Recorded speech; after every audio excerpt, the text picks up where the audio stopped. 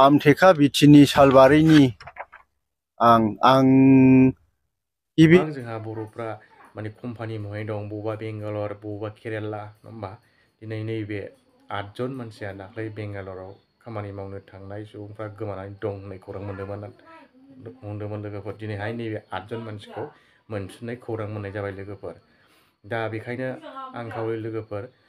गोजाननि हाजोखौ समायना नुहुरो नाथाय बिनि जायगायाव थाङोबा हाखौ हाला होनाय मोनसे बाथ्रानि भाव दङ लोगोफोर दिनै नैबे 8 जन सुबुङा दिनै जायनि थाखाय बेबायदि खैफोदाव गोलैनांगौ जादों लोगोफोर बेखायनो साबधान लोगोफोर सोरबाफोर जुदि बबेबा कम्पानिफ्राव मावहैनो थाङोबा नोंथांमोना मोजाङै खबर ला आरो मोजाङै खबर लानानै मावहै बेखायनो मिथिया हसिया माने बेबायदि खामानि मावहैबा बेफोरबायदि खैफोदाव गोलैनो हागौ लोगोफोर नोंथांमोना जोबजासे नायलाय भिडिअखौ लोगोफोर नैबे बिथांमोना मा फोरमायदों बेखौ खोनासंना लाबानो जाबाय लोगोफोर आमथेखा बिटिनि सालबारिनि आं गिबियाव फैदोंमोन आङो माने आगष्टनि 14 थारिखआव आं ओंखारबोदोंमोन दिनैसिमाव 5 मासानो जाबाय ओजोंहाय आङो कलापुर डिस्ट्रिक्टआवबो आं खामानि मावदोंमोन माबायावहाय सिनि फेक्टरियावहाय ओमफ्राय दा बे सिनि फेक्टरियाव मावबाय थानाय समाव सासे मानसिया कन्टेक्ट हरनानै दिनावहाय 700 मोनगोन जानाय लोंनाय फ्रि जानाय लोंनाय उन्दुनाय फ्रि मोनगोन होननायखाय आं बे खामानिखौ नागारनानै फैनानैहाय दा आङो बेंगलर मेजेस्टिकआव फैनानै फन खालामबावदोंमोन फन खालामनानै दानिया हुसुरनि मालिकआ बुंहरबाय माने नोंसोरो फैदो आं गारि भाराखौ हरनायसै गारि भाराखौबो हरदों हरनायालाय गारि भारा बिनि हरनायजों गाखोलांनानै हुसुराव ओंखारबाय हुसुराव ओंखारनानै दानिया आरोबाव जोंखौहाय हुसुर प्लेटफर्मनिफ्राय आरोबाव मारुति भेनजों जोंखौहाय लांबाय 8 जनखौबो लांनानै दानिया महै खामानि महै मा मोनसे गुन्डानि गेंआवसो जोंखौ सोहैबाय गुन्डानि गेंआव सोहैनानै दानिया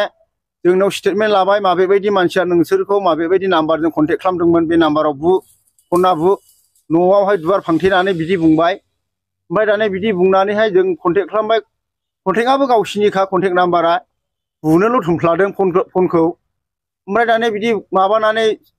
फंनैसो बिदि बे नाम्बाराव होनना बुंनायाव बुबाय थानाय समावनो खनसे सबागासिनो सबाखाबाय सबानानैहाय दानिया गिर 9 जनसो जोहोलावफोर हाबनानै 9 जनसो गुन्दामिफ्रा हाबनानै जोंखौ जोरला सौख्रेबलि खालामनानैहाय थाखा फैसा बेसेबां दं सिकिं खालामनानै लाजोबनानैहाय दानिया आरोबाव सौग्ला गाग्लि खालामनानै फज'नानै आरो नोंसोरो न'आव 20,000 सासेयाव 20,000 बिहरनाब्ला दानो नोंसोरखौ जों मार्डार खालामजोबनायसै नै होननानै बुंनायाव जों हालाय हाफाय न'खरनि बिसि फिसानाव माने जोङो जर जुलुमै खावलायहरनानै न'खरनि बिसि फिसानाव बिहरनानै बिसोरनो बे 20,000 सासेयाव बेखौ जोङो 8 जनबो बिसिनि आखायाव गथायजोबनांदों फैसा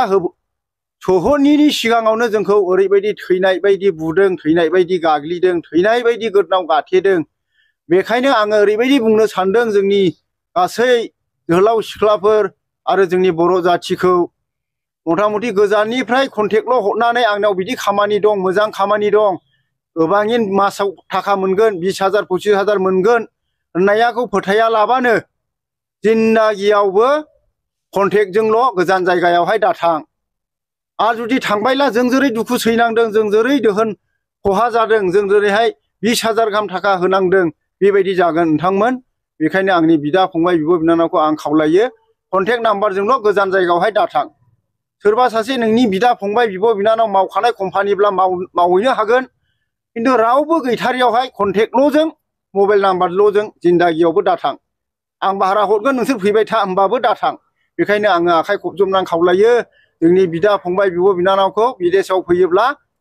बेबायदि कन्टेक्ट नाम्बारजोंल' जिन्दागि दाथां जिबनाव दाथां अननानै गाव गावनि जिबनखौ अन गाव गावनि न'खरखौ अन रायजो राजाफोर आंनि बुंनांगौआ दा एसेनोसै गोजोन्थों।